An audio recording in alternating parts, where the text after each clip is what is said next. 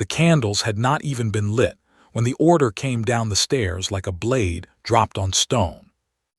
Every lady in Ashcombe Hall was to choose one servant and dismiss them before morning. No reasons needed. No appeals allowed. The Duke wanted names on paper by sunrise, and he wanted them written in the lady's own hand, so there could be no pretending later that someone else had chosen for her. The great hall filled with whispers within minutes. Maids clutched their aprons. Footmen stood very still near the walls, as if stillness might make them invisible. Nobody understood why the order had come, only that it had come fast, and fast orders from the Duke never meant anything good. Odette Marlowe stood near the east staircase with a spool of blue thread still wound around her fingers. She had been mending a torn hem when the announcement rang through the house, and she had not thought to put the thread down before hurrying toward the noise. Now it sat in her palm, tangled, forgotten, while her mind turned over the same question everyone else was asking. Why now? Why this way? She was the seamstress of the house, not a lady of rank, but the order had been strange enough that even the household staff were told to gather and watch. The Duke wanted witnesses. He wanted the ladies to feel the weight of choosing in front of people who would remember their faces. Lady Vernel went first, dismissing a young hall boy who had once dropped a tray of crystal glasses. It was an old grudge, small and petty, dressed up as duty. The boy left with his head down, not understanding what he had done wrong tonight of all nights. Lady Calworth dismissed a maid who burned toast too often. Another small cruelty, wrapped in the excuse of convenience. One by one, the ladies chose the weakest names on their lists, the ones easiest to spare, the ones nobody would miss enough to ask questions. Odette watched from the shadow of the staircase and felt something twist inside her chest. This was not about discipline. This was not about servants who had failed at their duties. This was something else, something the Duke was hiding behind the shape of an order, and she understood it the way she understood a poorly finished seam. You could see the flaw even when everyone else only saw the fabric. Somewhere in this house, something had gone missing. She had heard it in passing 2 nights before, when the head housekeeper spoke in a hushed voice to the butler near the kitchen stairs. Ledgers, numbers that did not match. A silence that followed the word theft like a shadow follows a candle. The Duke was not testing loyalty tonight. He was hunting. And he was using the ladies of his own household as hounds, sending them down different halls. Hopping one of them would flush out the guilty party by protecting them, or by turning on them out of spite. Odette had not expected to be called forward. She was not a lady. She held no title, no land, no claim to any seat in this house beyond the small room where she cut cloth and stitched hems from dawn until her fingers ached. But when the Duke's eyes swept across the gathered crowd, they stopped on her and stayed there, and the room seemed to hold its breath along with her. "You as well," he said. His voice was quiet, but it carried the way quiet things always carry in a silent room. "Choose." She could have said she was not a lady of the house. She could have pointed out that this order had never been meant for someone like her. But something in his eyes told her that excuse would not save her tonight. He had already decided she would choose, the same way he had decided everyone else would. So she thought. Not about the hall boy, or the maid, or any of the small and easy names that had already been written on other papers that night. She thought about the ledgers, about the silence near the kitchen stairs, about who in this house held the keys to every account, every record, every locked door where numbers could be changed without anyone noticing for months. There was only one servant in Ashcombe Hall who touched every book, every coin, every secret debt and secret gift that passed through these walls. Elias Vane, the Duke's own steward, the most trusted man in the house. Odette did not hesitate the way the others had hesitated. She reached for the paper offered to her, took the pen with steady fingers despite the thread still tangled around them, and wrote his name in clear, careful letters. She handed the paper back without a word of explanation. The room did not gasp, not at first. It took a moment for the meaning to travel from the paper in the Duke's hand to the minds of everyone watching. Elias Vane had served this family for over a decade. He had been trusted with more than any other servant in the house, more even than some of the Duke's own advisors. To dismiss him was not a small cruelty like burned toast or a dropped tray. It was an accusation. The Duke's expression did not change, not in any way the crowd could read, but Odette watched his jaw tighten just slightly, the way fabric pulls tight right before it tears. He looked at the paper for a long moment, then looked at her, and in his eyes she saw something she had not expected to find there. Not anger, not yet. Something closer to a question he did not know how to ask out loud. "You understand what this means," he said finally, his voice low enough that only those nearest could hear it clearly. "I understand exactly what it means," Odette answered. She did not look away from him, though every instinct told her she should. Looking away would make this seem like fear, and fear was not what she felt standing there. She felt something colder and steadier than fear, something that had been building inside her for 2 years, waiting for a moment just like this one to finally speak. The Duke folded the paper once, then again, and slipped it into the inner pocket of his coat without announcing it to the rest of the room the way he had announced the others. "The rest of you may return to your rooms," he said, raising his voice just enough to carry across the hall. "The dismissals will be finalized in the morning." The crowd dispersed slowly, reluctantly, glancing back toward Odette as they went. She could feel their questions pressing against her back like a physical weight. Why would the seamstress choose the steward? What did she know that the rest of them did not? She did not answer any of them, because she was not yet certain she was ready to answer the Duke either. He did not send for her that night, though she half expected him to. Instead, she returned to the small room where she worked, the one lined with bolts of fabric and baskets of thread, and she sat at her table long after the candles in the rest of the house had burned low. Her hands returned to the torn hem she had abandoned earlier, but her needle moved without her mind following it, stitching crooked lines she would have to undo in the morning. She thought about Elias Vane, about the quiet way he moved through this house, always with a ledger under one arm, always with a look on his face like a man carrying something heavier than paper and ink. She thought about the winter 2 years ago, when her brother had come to her in the middle of the night, pale and shaking, speaking of men who did not send letters when a debt went unpaid, only visits that ended badly for those who could not pay. She thought about how that debt had simply disappeared quietly, without explanation, without her ever learning who had paid it until she saw Elias Vane's handwriting on an old receipt she was never meant to find, tucked behind a drawer she had been repairing. She had never thanked him. She had never even spoken to him about it, because some debts felt too large for words, and speaking of them out loud made them feel more real than she could bear. Now she had written his name on a paper meant to end his place in this house, and she had done it in front of everyone, without a single word of explanation. It was not betrayal.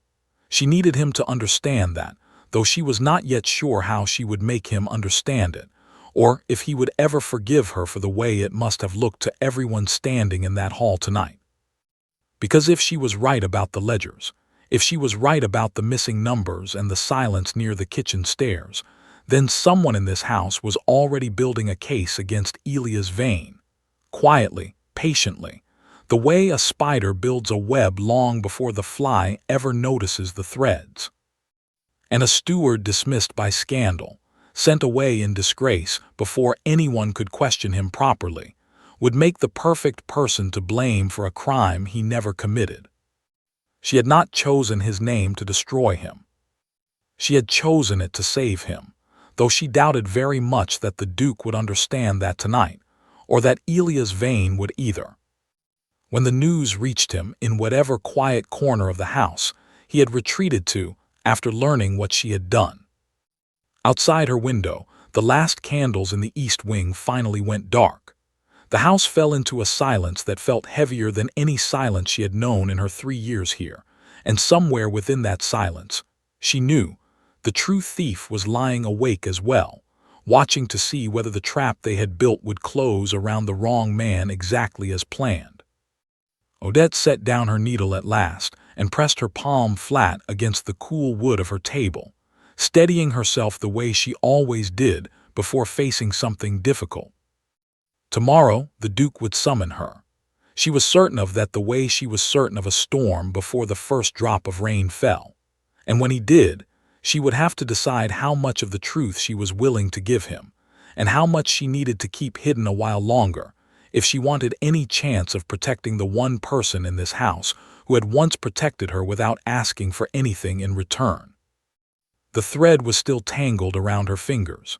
She finally set it down, watched it unwind slowly across the table, and thought that some things, once tangled, could never be pulled fully straight again.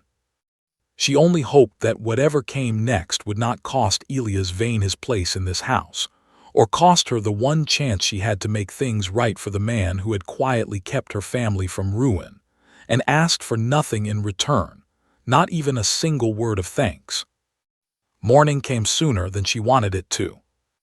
Odette had barely slept, and when the first gray light touched the window of her small room, she was already dressed, already standing, already bracing herself for whatever the day intended to bring. She did not have to wait long. A young footman knocked on her door before the house bell had even finished ringing for breakfast, telling her the Duke wished to see her at once in his private study, and that he had asked for no one else to be present. She followed the footman through corridors that felt longer than she remembered them being, past the kitchen stairs, where the whispered word theft had first reached her ears, past the row of portraits that seemed to watch her with the same suspicion the household staff had worn the night before. By the time she reached the heavy oak door of the study, her heart had settled into a steady, determined rhythm, the kind she used to find in herself only when facing the most difficult stitches, the ones that could not be undone once made. The Duke was not seated when she entered. He stood near the window with his back to her, one hand resting on the frame, looking out over the grounds as though the answer to his question might be found somewhere among the frost-covered hedges below. "Close the door," he said, without turning around. She did, and the sound of it clicking shut seemed louder than it should have been. "I have spent the night going over every reason a seamstress might have for writing my steward's name on a paper meant to end his place in this house," the Duke said. "I have not found one that satisfies me." "I did not expect it would," Odette said. He turned then, and for the first time since she had known him, she saw something in his face that was not command, not authority, not the cool distance he wore like a second coat. It was closer to confusion, though he tried to hide it beneath a frown. "Then explain it to me," he said, now plainly. Odette folded her hands in front of her, steadying them against the urge to twist them together the way she twisted thread when she was nervous. She had decided, somewhere in the long hours of the night, that she would not give him the full truth, not yet, not until she understood more clearly who else in this house might be listening at doors or reading letters not meant for their eyes. But she would give him enough to make him think, enough to make him doubt whatever conclusion he had already begun forming about his most trusted steward. "When was the last time you checked the account Elias Vane keeps under his own name?" she said, "separate from the household books?" The question landed in the room like a dropped weight. She watched it settle into him slowly, watched his brow draw tight as he searched his memory for an answer, and found none waiting there.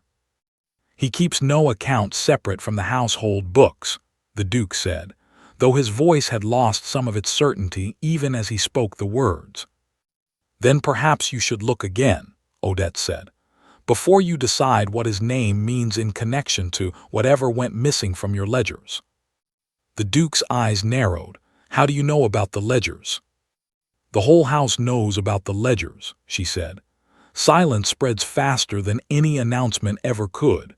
You cannot whisper theft near a kitchen stairwell and expect it to stay a secret past sundown." He studied her for a long moment, the kind of look that made her feel as though he were trying to read the stitching beneath a garment, searching for the seams she had worked hard to hide. She held his gaze without flinching, because flinching now would undo everything she had built with her silence the night before. "You are protecting him," the Duke said finally. It was not a question. "I am protecting the truth," Odette answered. "Whether that happens to protect him as well is not something I can help. And if the truth condemns him, then it condemns him," she said.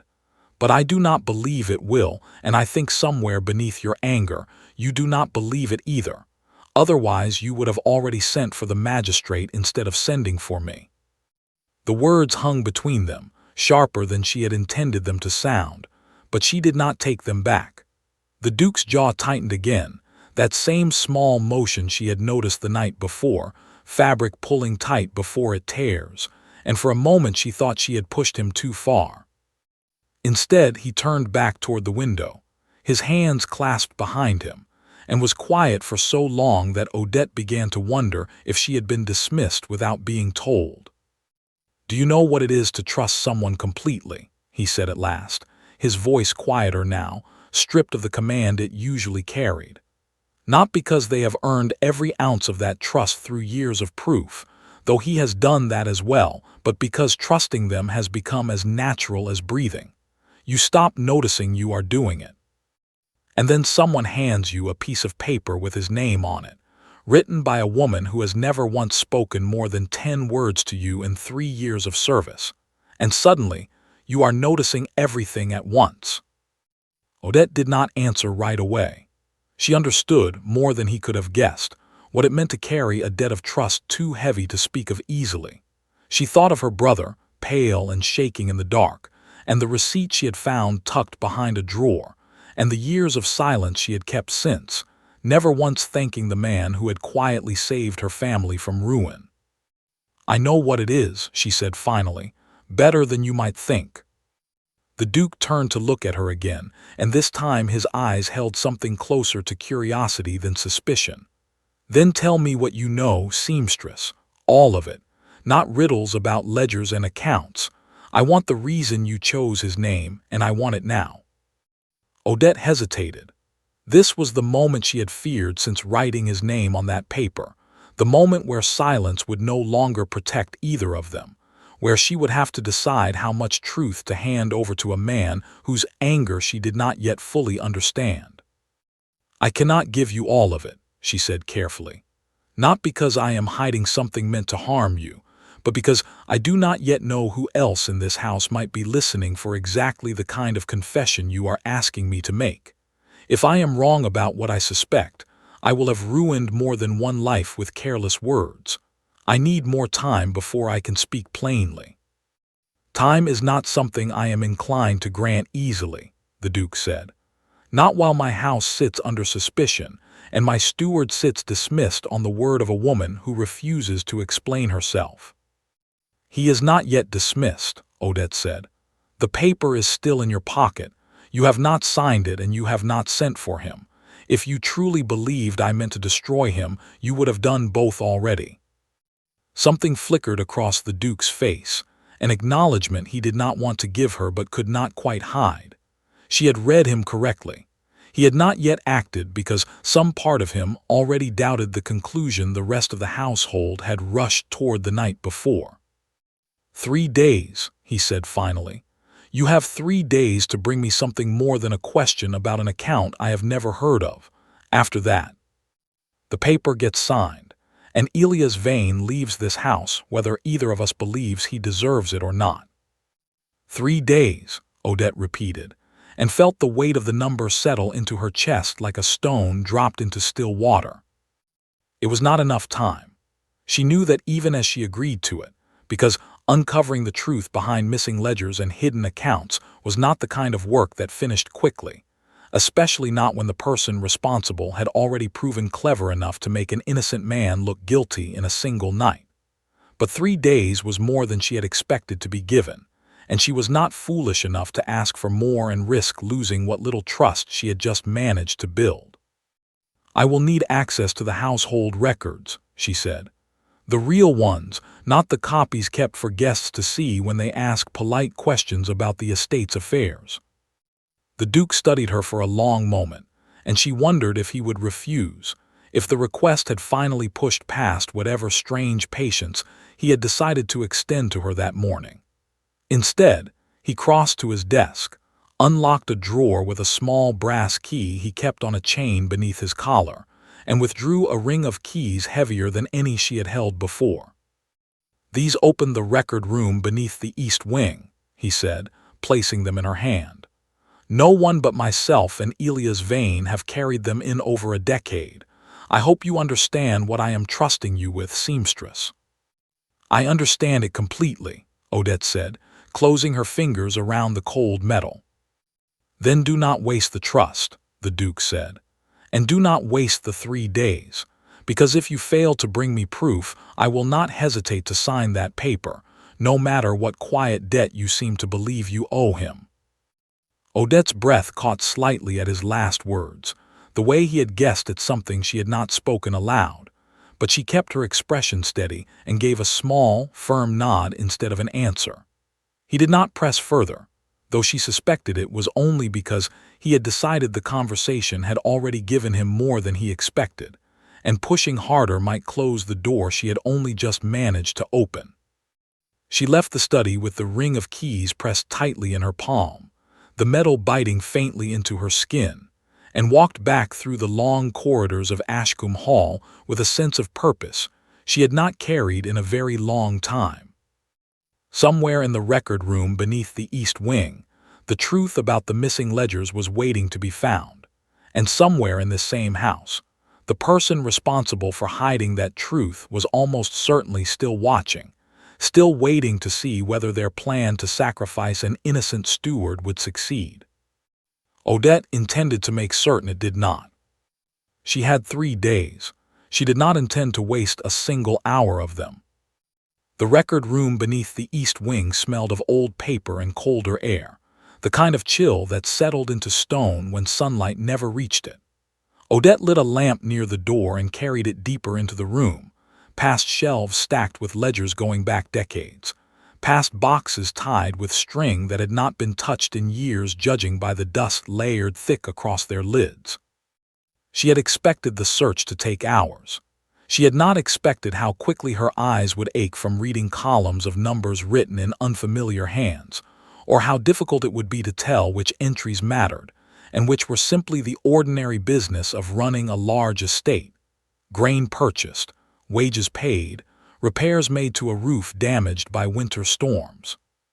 She started with the most recent ledger, the one the Duke had mentioned the night the theft was first discovered, and worked backward from there. Elias Vane's handwriting appeared throughout, neat and precise, the kind of penmanship that came from years of careful practice. She had seen enough of it before, on old receipts and notes left for the kitchen staff, to recognize it without needing to be told whose hand had written each entry. What she was looking for was something that did not match, a number that shifted without explanation, an entry crossed out and rewritten in a hand that only pretended to be his. It took her the better part of the first day to find it. The entry sat quietly among dozens of others, easy to miss unless a person already suspected something was wrong. A payment recorded for repairs to the stable roof, dated 3 months earlier, the amount written first in one figure, then altered slightly above the original number in ink that did not quite match the rest of the page. The alteration was small, barely noticeable, the kind of change a careless reader would pass over without a second glance. Odette held the lamp closer and studied the handwriting carefully. It was close to Elias Vane's hand, close enough to fool someone who was not accustomed to reading his letters day after day the way she was, from the notes he occasionally left with the housekeeper about mending torn liveries or replacing buttons on the footmen's coats. But it was not quite right. The loops in the letters sat slightly too wide. The pressure of the pen was slightly too heavy, as though the person writing had been concentrating hard on making the forgery convincing, rather than writing naturally the way Elias always did. She found 3 more entries like it before the lamp began to burn low, each one a small alteration, each one shifting money from one account into another that did not appear anywhere else in the household's official records. The amounts were not large individually. That was, she realized, the cleverness of it. No single change would draw suspicion on its own. But added together across months, the sums grew into something significant enough to explain why the Duke's ledgers no longer balanced, and why the household had begun whispering about theft near the kitchen stairs. Someone had been stealing slowly, carefully, and building a trail of evidence that pointed, with just enough subtlety, toward the one man trusted enough to have access to every account in the house. Odette sat back against the cold stone wall of the record room and let out a slow breath. She had proof now, or at least the beginning of proof, but proof of a forgery was not the same as proof of who had committed it. Ashcombe Hall was full of people who might have learned to copy a steward's handwriting closely enough to fool a careless eye. Narrowing the list would require more than comparing ink and pen pressure in a dim, cold room beneath the east wing. She needed to know who had access to these ledgers, besides Elias Vane and the Duke himself. The following morning, she returned to the record room before breakfast, this time with a fresh candle and a determination sharpened by the discovery of the day before. She worked through the remaining ledgers methodically, cataloging every altered entry she could find, noting the dates, the amounts, and the small inconsistencies in the forged handwriting that grew easier to spot the longer she studied them. By midday, a pattern had begun to emerge. The alterations appeared most often in entries related to repairs and supplies for the stables and the outer grounds, areas of the estate that fell under the joint oversight of the steward, and one other position within the household, the estate's overseer, a man named Caldwell Renshaw, who managed the outdoor staff and reported directly to Elias Vane on matters concerning repairs, livestock, and the upkeep of the grounds. Odette had met Renshaw only a handful of times in her 3 years at Ashcombe Hall. He was a quiet man, polite enough in passing, though something about his manner had always struck her as slightly too careful, the way a person behaves when they are constantly aware of being watched and wish to appear as unremarkable as possible. She had never suspected him of anything before, but she had also never had reason to look closely at him until now. She needed a sample of his handwriting to compare against the forged entries. Fortunately, her position as the household seamstress gave her access to something few others in the house could claim without drawing attention: the ability to move freely between departments, collecting torn liveries and damaged uniforms for repair, including those belonging to the outdoor staff under Renshaw's supervision. That afternoon, she made her way to the stable offices under the pretense of collecting a torn coat one of the groundskeepers had mentioned needed mending. She found Renshaw at his desk, bent over a small ledger of his own, the kind kept by overseers to track daily tasks and supplies needed for the grounds. He looked up when she entered, offering a polite nod before returning his attention to his work. "I apologize for the interruption," Odette said, keeping her voice light and unremarkable. "I was told one of the coats in the stable stores needs mending before the week is out." "Third peg from the door," Renshaw said without looking up again. "You'll find it easily enough." She thanked him and moved toward the pegs, taking her time as she searched, letting her eyes drift across the papers scattered on his desk as she passed. Most of it was ordinary correspondence, notes about feed deliveries and requests for new tools, but tucked beneath a stack of receipts, she caught sight of a page filled with practice signatures, the kind a person writes when trying to perfect the imitation of someone else's hand. Her breath caught, though she was careful not to let it show on her face. She could not be certain, not from a glance across a cluttered desk, but the loops in those practice letters looked uncomfortably similar to the forged entries she had spent the last 2 days studying beneath the east wing. She collected the coat, thanked Renshaw again, and left the stable offices with her heart beating faster than she wanted it to, though she kept her pace slow and unhurried until she was well out of sight of the building. She needed more than a glance at a cluttered desk to bring proof to the Duke. A page of practice signatures could be explained away easily enough, dismissed as an overseer simply testing his own penmanship, or forging nothing more than his own name for some administrative purpose. She needed to understand why Renshaw might have reason to steal from the estate in the first place, and why he would choose to shift the blame toward the one man who had always treated him fairly, according to everything Odette had heard whispered among the household staff over the years. That evening, she sought out the housekeeper, a woman named Margaret Aldridge who had served at Ashcombe Hall longer than almost anyone else on staff, and who tended to know more about the private business of the household than anyone gave her credit for.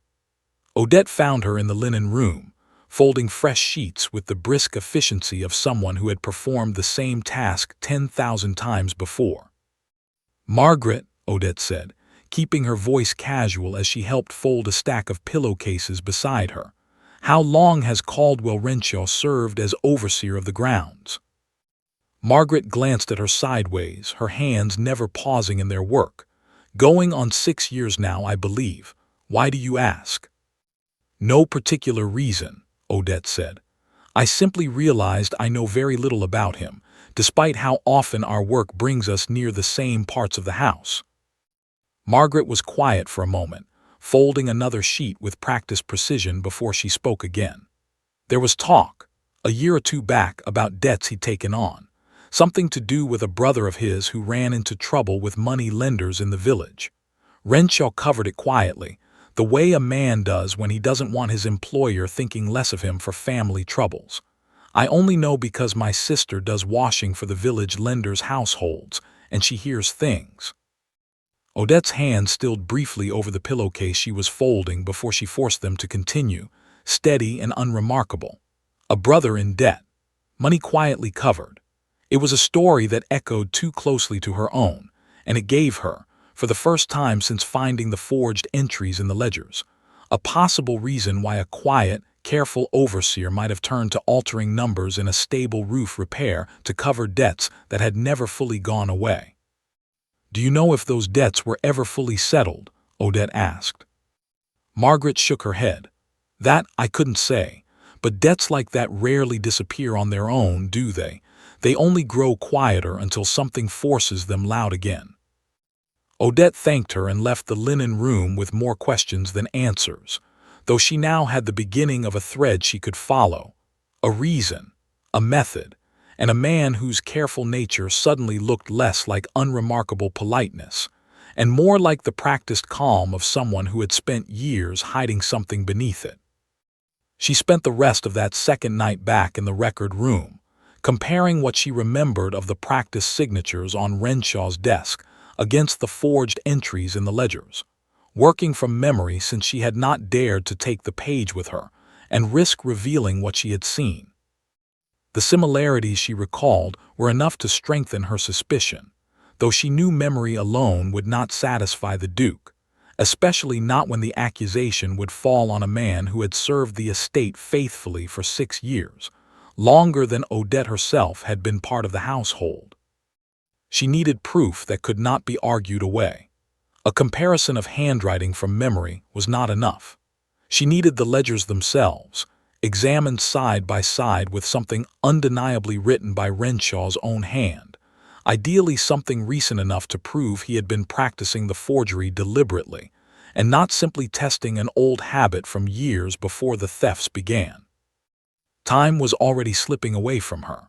1 full day had passed searching through the ledgers, and most of a second had gone toward uncovering Renshaw's possible motive. She had only 1 day remaining before the Duke's deadline arrived, and she still lacked the kind of undeniable proof that would keep him from signing the dismissal paper still folded inside his coat pocket.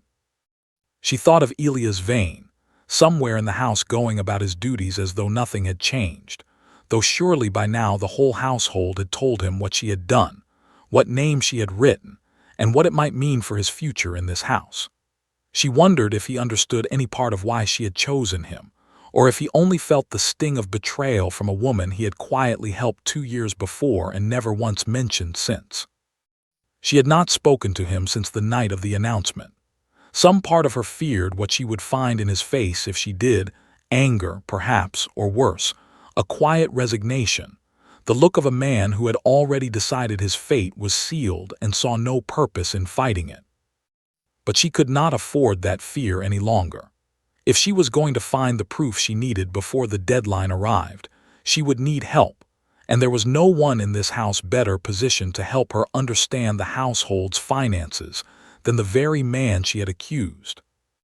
Tomorrow, she decided, blowing out the lamp and closing the heavy ledger in front of her, she would find him. Whatever anger or confusion he carried toward her, she would face it directly, because a debt owed was not something she intended to let slip away simply because facing him felt harder than facing a room full of dusty old records. She locked the record room behind her and made her way back through the dark corridors of Ashcombe Hall, the ring of keys heavy in her pocket, the weight of one remaining day pressing down on her with every step she took toward her small room beneath the eaves. She found Elia's vein the next morning in the small office he kept near the Duke's study, a narrow room lined with shelves of correspondence and account books far less dusty than the one she had spent 2 days buried in beneath the east wing. He sat behind his desk with a stack of letters in front of him, though his eyes were fixed somewhere past the page, the look of a man going through the motions of work without truly seeing any of it. He looked up when she knocked against the open door, and for a moment neither of them spoke. Odette had rehearsed a dozen different openings on her way down the corridor, and every single one of them left her mind the instant she saw the tired lines around his eyes, the careful stillness of a man bracing for one more blow after already absorbing several. "I did not come here to explain myself in the way you deserve," she said finally, stepping into the room and closing the door behind her. "I came because I need your help, and I understand if you have no reason left to give it to me." Elias set down the letter he had been holding, his expression unreadable in the way she remembered it always being, calm and composed even in the middle of chaos. "You wrote my name on a dismissal paper in front of the entire household," he said. "I think I have earned the right to hear your reasons before deciding whether to help you with anything." "You have," she agreed, "and I intend to give them to you, though I ask that what I say stays between the two of us until I bring proof to the Duke." He gestured to the chair across from his desk, and she sat, folding her hands in her lap the way she did when steadying herself before a difficult task. She told him everything then, quickly but completely, the whispers near the kitchen stairs, her suspicion that the missing ledgers were meant to fall on the one man trusted enough to be blamed convincingly, the forged entries she had found in the record room, the practiced signatures on Renshaw's desk, and the story Margaret Aldridge had shared about a brother's debts quietly covered a year or two before. Elias listened without interrupting, his expression shifting slowly from guarded distance to something closer to the focused attention he must have carried into every ledger he had ever balanced. When she finished, he was quiet for a long moment, turning the pieces over in his mind the way she imagined he turned over every column of numbers that crossed his desk. "Why write my name at all?" he said finally. "If you suspected Renshaw, why not simply tell the Duke directly, without putting my own place in this house at risk?" "Because I did not yet have proof," Odette said, "and because dismissing you quietly, without accusation, gave you a way out of the house before whoever was building this trap could finish tightening it around you. A dismissed servant draws less suspicion than one accused outright. I thought I was protecting you by making you disappear from the story before the true accusation could land." Something shifted in his face then, the careful stillness cracking just slightly at the edges. "You could have told me," he said, though his voice had lost some of its earlier sharpness. "I would have understood." "I was not certain you would forgive the appearance of it quickly enough for it to matter," Odette admitted. "And I did not have the luxury of time to explain myself properly before the paper needed a name written on it." He studied her for a long moment, and she wondered if he was thinking of the same winter she was thinking of, the receipt tucked behind a drawer, the debt she had never spoken of, and he had never mentioned either. Neither of them brought it up directly. Some things, she had learned, were better left as understanding passed silently between two people rather than spoken aloud and picked apart by words that could never quite capture what needed saying. "What do you need from me?" he said instead, and the question told her more than any acknowledgement of the past ever could have. He had decided to help her, whatever anger still sat beneath the surface of his calm. "I need to know how Renshaw's debts might connect to the household accounts," Odette said. "And I need something written in his hand from recent enough dates to prove he has been practicing a forgery of your signature deliberately, not simply testing old penmanship from years ago." Elias rose from his desk and crossed to a shelf near the window, running his fingers along a row of ledgers until he found the one he wanted. "Renshaw submits monthly requests for supplies and repairs to the grounds," he said, pulling the book free and laying it open on the desk between them. "Every request requires his signature, and every signature is compared against the household's approved list before payment is released. If he has been forging entries in my hand, there should be a record here of what he claimed to need against what was actually purchased, and the difference between the two should tell us exactly how much he has taken and over what period of time." They worked through the ledger together for the better part of an hour, Elias pointing out discrepancies Odette would never have noticed on her own, supplies requested for repairs that had never been made, quantities of material ordered far beyond what any reasonable project would require, payments approved for work that, upon closer inspection, matched no corresponding entry anywhere else in the estate's records. The picture that emerged was worse than Odette had expected. Renshaw's thefts had not been isolated to the stable roof entry she had first discovered. They stretched back nearly a year, small amounts skimmed consistently from dozens of different requests, each one carefully disguised within the ordinary chaos of running a large estate's grounds. The total, once Elias finished adding the figures in the margin of a spare page, was significant enough to explain not only a brother's debt, but likely several other private troubles Renshaw had never spoken of to anyone in the house. "This is enough to bring to the Duke," Elias said, setting down his pen. "But it still does not prove the handwriting itself. A pattern of theft points toward opportunity and motive, but it does not prove who held the pen when the ledgers were altered." "I know," Odette said, "which is why I need to get back into his office. I saw a page of practice signatures on his desk 2 days ago. If it is still there, and if I can bring it to compare directly against these entries, there will be no argument left for him to make." "That is dangerous," Elias said, his voice sharpening with concern he did not bother to hide. "If he suspects you are gathering proof against him and finds you searching through his private papers uninvited, there is no telling what he might do to protect himself from what you already know."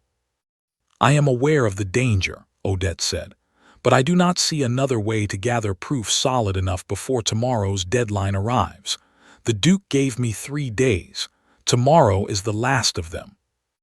Elias was quiet for a moment, his jaw working the way the Duke's had worked the night before, the same small motion of a man weighing a decision he did not want to make but saw no way around. "Then I will come with you," he said finally. "Not into the room itself. That would draw too much suspicion if we were seen together. But I will wait nearby, and if anything goes wrong, I will not be far." Odette wanted to argue, to tell him the risk was hers alone to carry since she had been the one to set this entire chain of events into motion the night she wrote his name on that paper. But she understood, looking at the quiet determination in his face, that arguing would only waste time neither of them had to spare. "Tonight then," she said, "after the household has settled and the ground staff have finished their evening duties, Renshaw's office should be empty by then." They agreed on the details quickly after that. The hour, the path Odette would take to avoid the household staff still moving through the corridors after supper, the signal Elias would give if he saw anyone approaching while she searched. It felt strange, planning something so careful and deliberate with a man she had wronged only 2 days before. But there was no time left for the discomfort of it to matter more than the work still ahead of them. She left his office as the afternoon light began to fade, the ledger tucked safely back onto its shelf, the evidence of Renshaw's theft now known to 2 people instead of 1. It was not enough yet. Not until she held the proof of his handwriting in her own hands, ready to lay it beside the forged entries and let the truth speak for itself in front of the Duke. That evening, after the last of the household had retired, and the corridors of Ashcombe Hall had fallen into their familiar late silence, Odette made her way toward the stable offices with her heart beating steadily despite the danger she knew waited in every shadowed corner of the grounds. Elias walked a short distance behind her, close enough to reach her quickly if something went wrong, far enough to avoid drawing attention if anyone happened to glance out a window at the wrong moment. The stable offices sat dark and quiet when she arrived, the kind of stillness that made her skin prickle with the awareness of how alone she truly was in that moment, proof or no proof waiting nearby. She tried the door and found it unlocked, a small mercy she had not expected but was grateful for nonetheless.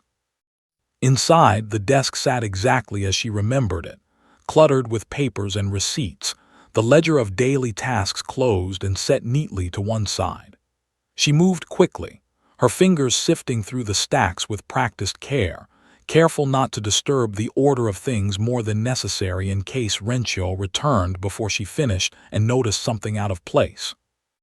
She found the page of practice signatures tucked beneath a stack of feed receipts, exactly where she had glimpsed it 2 days before. Her breath caught as she lifted it into the lamplight, studying the loops and lines against the memory of the forged ledger entries she had spent hours examining beneath the east wing. They matched, not perfectly, not in every stroke, but closely enough that no honest comparison could call it coincidence. The same slightly too wide loops, the same heavy pressure of a hand concentrating hard on imitation rather than writing naturally. She had her proof.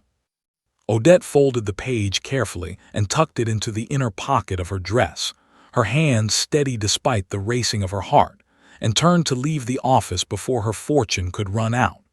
She had nearly reached the door when she heard footsteps outside, slow and deliberate, moving closer to the building rather than away from it. Her stomach dropped. There was no time to slip out unseen, no other exit from the small office besides the single door she had entered through, and whoever was approaching was close enough now that she could hear the crunch of boots against the frosted ground just beyond the wall. She blew out the lamp and pressed herself into the shadow beside a tall cabinet, her breath held tight in her chest, the folded page of practice signatures burning like a coal against her ribs where it sat hidden in her pocket. The door opened, and a shape moved into the darkened room, pausing near the desk with the particular stillness of someone listening for sounds that should not be there. "I know someone has been in here," Renshaw's voice said, quiet and even, though there was an edge beneath it that had not been present the last time Odette had heard him speak. "The receipts are not where I left them." Odette did not move.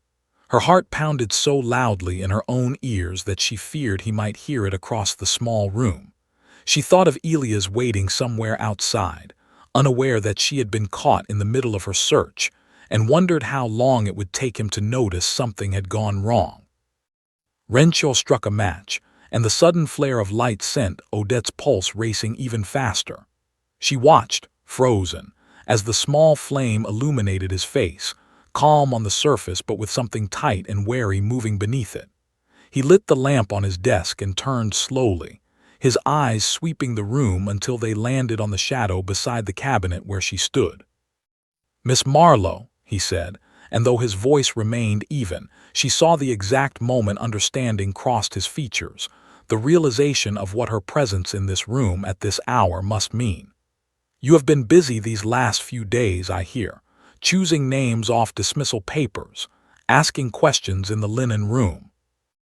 "I was returning a coat," Odette said, though even as the words left her mouth she knew how weak they sounded against the truth already written plainly across both of their faces. "At this hour, with no coat in your hands," Renshaw said.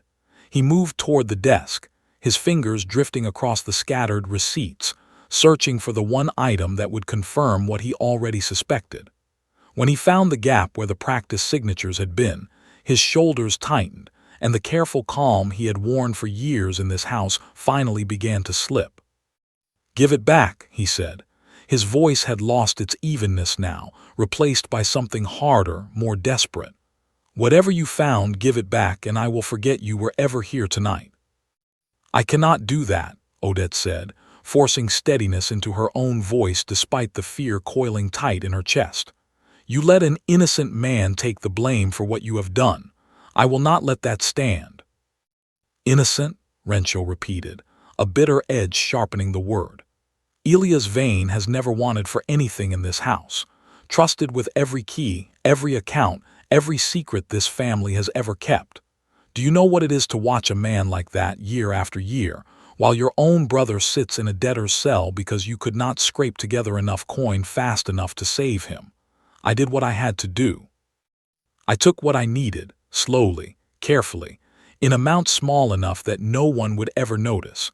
And if some of the blame happened to fall toward a man who has never once known real hardship in his life, then perhaps that is simply the way fortune balances itself." "Your brother's debts were settled a year ago," Odette said quietly. "Margaret told me as much. Whatever you have taken since then has not gone toward saving him.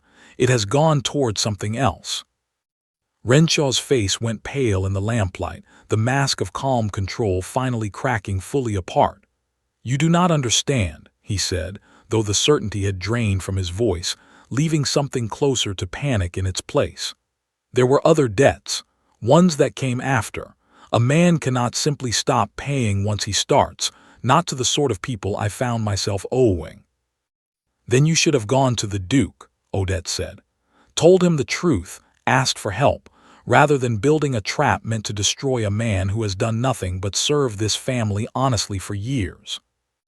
"And you think he would have helped me?" Renshaw said, something close to a laugh escaping him, though it held no humor in it at all. "A man like the Duke does not extend mercy to an overseer drowning in gambling debts.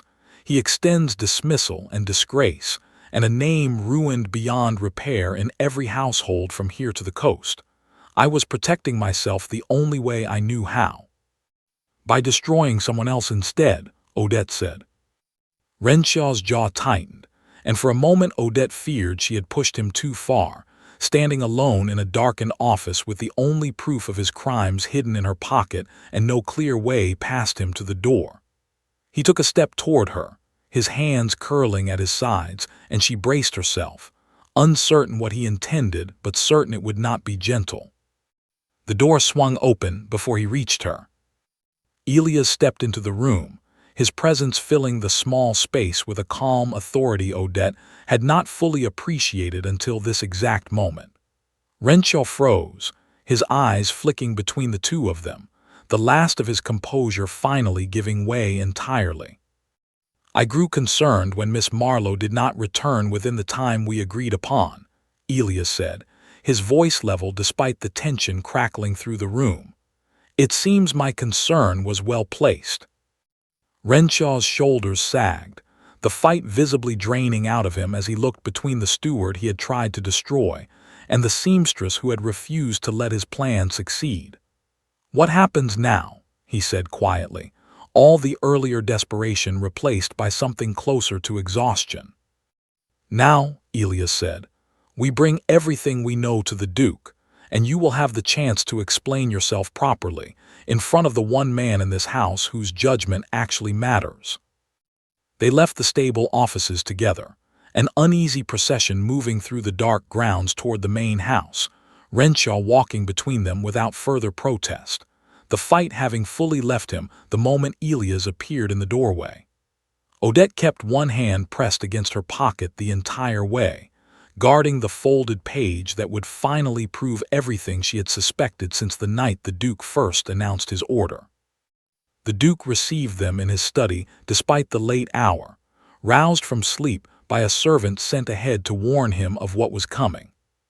He listened without interruption as Odette laid out everything she had discovered: the forged entries in the ledgers, the pattern of theft stretching back nearly a year, the practice signatures that matched the forgeries closely enough to leave no honest doubt, and finally Renshaw's own admission, spoken in a darkened office with no one else present to hear it but the two people he had least expected to catch him. Elias confirmed each detail as she spoke, adding the figures they had calculated together from the ledger, the pattern of requests that never matched actual repairs or deliveries. Renshaw said little in his own defense, standing quietly near the door with the weight of everything he had done finally settling fully upon him.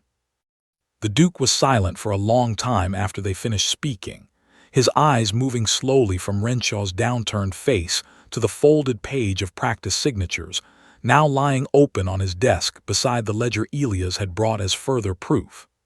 When he finally spoke, his voice carried none of the anger Odette had expected, only a tired kind of disappointment that seemed heavier somehow than fury would have been. "You had 6 years of my trust," the Duke said to Renshaw. 6 years, and rather than come to me honestly with whatever trouble found you, you chose to steal quietly and let another man's reputation absorb the weight of your desperation. I cannot forgive that, whatever hardship drove you to it. Renshaw did not argue. He accepted his dismissal quietly, the magistrate summoned before morning to handle whatever consequences would follow for the thefts he had committed. And by the time the sun rose fully over Ashcombe Hall, his name had already begun fading from the household's daily conversations, replaced by the story of how the truth had finally come to light. The Duke turned to Elias once Renshaw had been led away, the dismissal paper with the steward's name still sitting untouched in the drawer where it had remained since the night Odette first wrote it. He lifted it now, studying it for a long moment before setting it deliberately into the small fire burning low in the hearth. "You will remain in your position," the Duke said. "Though I imagine an apology is owed for how close I came to signing that paper without waiting to hear the truth first." "An apology is not necessary," Elias said. "You were given a name and a missing fortune to explain. Suspicion under those circumstances is not unreasonable." The Duke's gaze shifted to Odette then, and something in his expression softened slightly from the cool authority she had grown accustomed to over her 3 years in this house. "And you," he said, "a seamstress who reads a household better than the man who owns it. I confess I do not know quite what to do with that." "You do not need to do anything with it," Odette said. "I only wanted to see the truth brought forward and the right man protected instead of sacrificed." "Even so," the Duke said, "I find myself curious how you came to trust Elias so completely, enough to risk your own place in this house defending him before you had a single piece of proof to stand on." Odette glanced toward Elias, who met her eyes with a quiet steadiness that told her he was leaving the answer entirely to her to give or withhold as she chose. She thought of the winter 2 years before, her brother pale and frightened in the dark, the debt that had vanished without explanation, the receipt tucked behind a drawer that she had never been meant to find. "Some debts are not the kind you explain," she said simply. "You only recognize them when the chance comes to finally repay them." The Duke studied her for a moment longer, and though she could see the question still forming behind his eyes, he did not press her further. Some understanding, she realized, did not require every detail spoken aloud to be complete. In the weeks that followed, life at Ashcombe Hall slowly settled back into its familiar rhythm, though something had shifted in ways too subtle to name outright. The Duke began seeking Odette's opinion on matters beyond the mending of torn hems and damaged liveries, asking her thoughts on household affairs with a regularity that surprised the rest of the staff, though none of them dared question it openly. Elias, for his part, never spoke again of the night she had written his name on that paper, though the distance that might have grown between them from such a betrayal never took root either. If anything, something steadier had formed in its place, built not from grand declarations, but from the quiet understanding of two people who had each carried a debt too large for easy words, and had finally found a way to settle it without ever needing to speak the full truth aloud.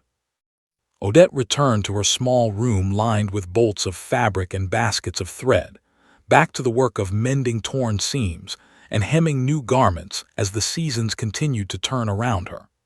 But she carried something different with her now, a steadiness she had not possessed before the night the Duke's order had sent the entire household scrambling to choose names off dismissal papers. She had chosen carefully that night when everyone else had chosen easily. And though the choice had cost her 3 days of fear and searching through dusty ledgers in a cold stone room beneath the east wing, it had also given her something she had not expected to find at Ashcombe Hall, proof that the smallest, quietest debts, carried silently for years, could still find their way toward being repaid, if only a person was willing to risk everything to see it through. The thread on her table no longer tangled the way it once had.